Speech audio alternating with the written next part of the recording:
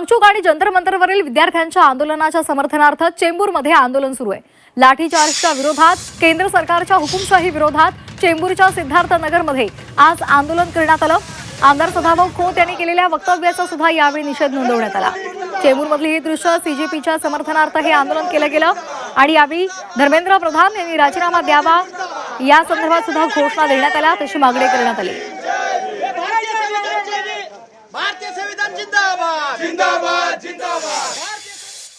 Siddharth colony म्हटलं की आंबेडकरी चळवळीचा बालेकिल्ला आहे आणि सिद्धार्थ कॉलनीतील आंदोलन हे चेंबूरमध्ये तसेच महाराष्ट्रातील सर्व नागरिकांना माहिती आहे आंदोलन कशा प्रकारे असते आणि त्याचीच धासी चेंबूर पोलीस स्टेशननी घेतल्यामुळे रात्री 9 वाजल्यापासून ते सकाळी 10 ते 11 पर्यंत सर्व कार्यकर्ते सर्व तरुणांना नोटीस दिलेल्या आहेत। काही लोकांना फोन केले। सिद्धार्थ कॉलनीतल्या प्रत्येक गल्लोगल्लीमध्ये पण पोलीस उभे आहेत आणि त्यांना बाहेर येऊन देत नाही, हे एक प्रकारे चुकीचं आहे। याचा आढावा घेतला आमचे प्रतिनिधी स्वप्नील जाधव यांनी। पाहूयात।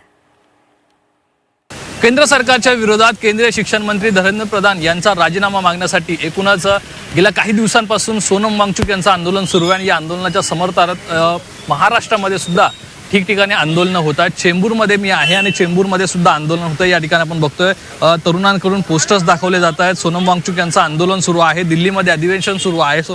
एकूणच धर्मेंद्र प्रधान यांचा राजीनामा घेण्यात यावा अशी प्रकारची मागणी आहे।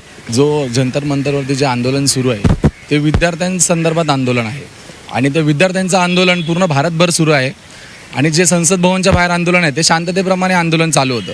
तर मला तर काय वाटत नाही की त्यांच्यावर लाठीचार्ज करण्याची काही गरज होती।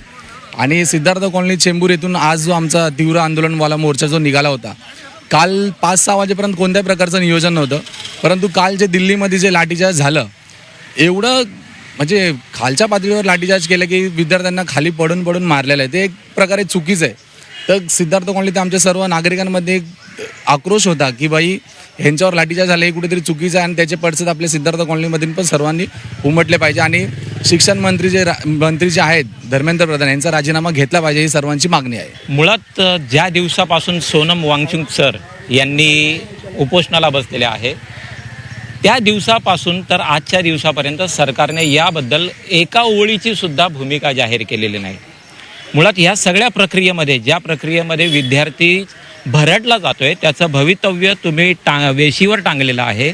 आज ज्या माणसाच्या वैज्ञानिकाची दखल आज पूर्ण जग घेतलं जात आहे।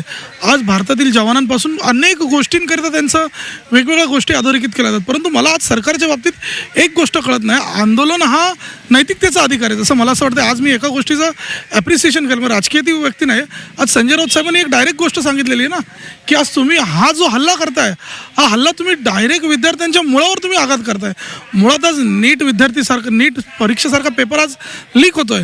आता आमच्या कॉलेजमध्ये विद्यार्थ्यांचे जे प्रश्न आहेत हे जर प्रश्न आम्ही जर रस्त्यावर मांडण्याचा प्रयत्न केला, जर सदाभाऊ खोत सारखा माणूस डायरेक्ट उचलली जीभ आणि डायरेक्ट टाळायला लावतोय, सदाभाऊ यांच्यावरती सुद्धा कारवाई झाली पाहिजे अशा प्रकारची मागणी विद्यार्थी आणि तरुण यांच्याकडनं होती आणि तरुणांच्या आणि विद्यार्थ्यांच्या आंदोलनाला पाठिंबा देण्यासाठी या ठिकाणी सिद्धार्थ कॉलनीमध्ये आपण बघतोय आंदोलन हे सुरू झालेलं होतं आणि अजूनच काही ठिकाणी आंदोलन सुरू आहे।